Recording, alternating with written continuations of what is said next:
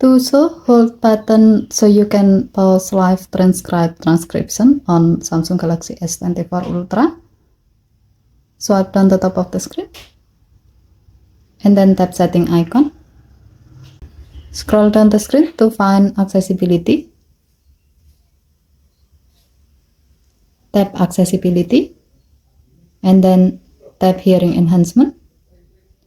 Tap live transcribe. Next, tap open live transcribe. Tap the settings icon at the bottom left corner of the screen. Tap more setting. Scroll down the screen to the bottom.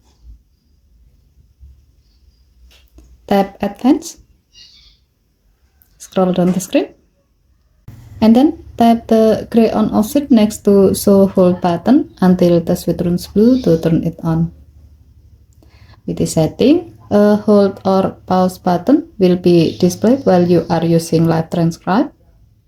You can tap the pause button to stop live transcribe from transcribing the speed, so you can read the transcription with more easily. Okay, thank you for watching. Please help to like and subscribe. Have a nice day.